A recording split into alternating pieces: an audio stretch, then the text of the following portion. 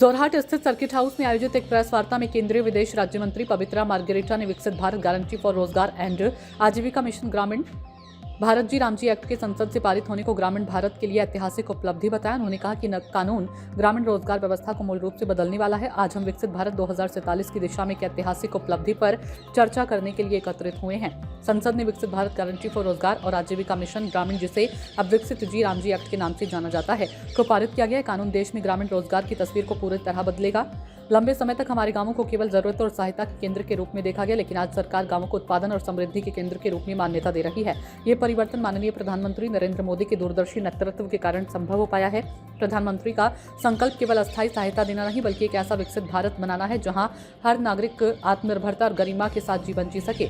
Margarita ने कहा कि ये कानून राहत आधारित योजनाओं से हटकर स्थायी और उत्पादक ग्रामीण विकास की ओर एक निर्णायक कदम है। इसके तहत गारंटीकृत कार्य दिवस 100 से बढ़ाकर 125 कर दिया गया। गुणवत्ता युक्त परिसंपत्ति निर्माण पर विशेष जोर दिया गया।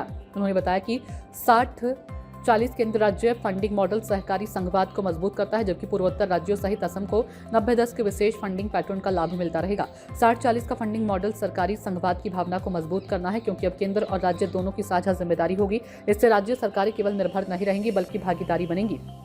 इससे योजना निर्माण, जवाबदेही और परिसंपत्तियों की गुणवत्ता में बड़ा सुधार होगा। असम और पूर्वोत्तर राज्यों के लिए 90-10 का फंडिंग पैटर्न जारी रहना हमारे लिए अत्यंत महत्वपूर्ण है। इसका अर्थ है कि राज्य को केवल 10% योगदान देना होगा और 90% राशि केंद्र सरकार देगी। एक असम के नागरिक के रूप में मैं प्रधानमंत्री और केंद्र सरकार का आभार व्यक्त करती हूँ, जिन्होंने ग्रामीण असम और पूर्वोत्तर के विकास के लिए ये विशेष पहल की है। विकसित भारत जी रामजी एक्ट 2025 ग्रामीण रोजगार नीति की नई परिभाषा है। अब हम न्यूनतम राहत की सोच से निकलकर अधिकतम उत्पादक विकास की ओर बढ़ रहे हैं। कांग्रेस की आलोचना पर प्रतिक्रिया देते हुए मंत्री ने कहा कि ये कानून महात्मा गांधी के पंचायती राज के सिद्धांतों पर आधारित है और कांग्रेस को नैतिकता पर बोलने का कोई अधिकार नहीं है।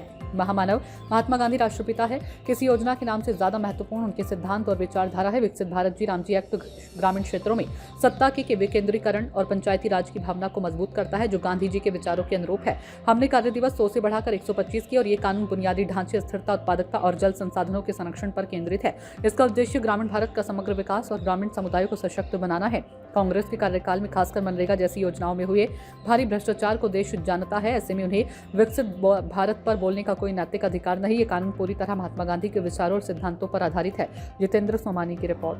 So we are gathered here today to discuss a historic milestone of in India's journey towards Viksit Bharat 2047.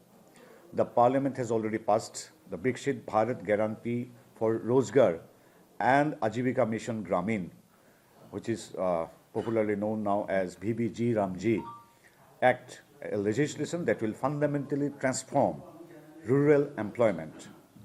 For a long time, our villages were seen only as places of need, requiring relief, but today the government recognizes it as centers of productivity and prosperity.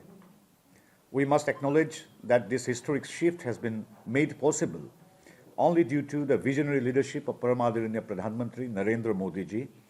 His resolve is not just to provide temporary help, but to build a Viksit Bharat where every citizen lives with dignity.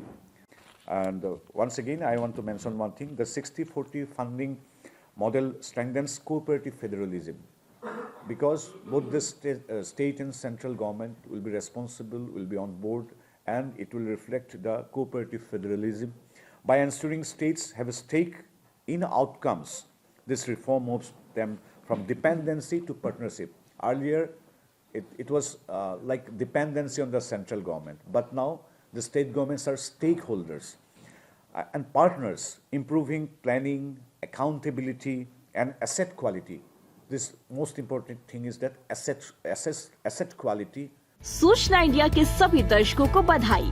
अब आप सूचना India देख सकते हैं जियो TV channel number 4053 पर भी। साथ ही सूचना इंडिया के सभी सोशल प्लेटफॉर्म इंस्टाग्राम, फेसबुक और ट्विटर से जुड़े और पाए आपके क्षेत्र से जुड़ी हर एक खबर।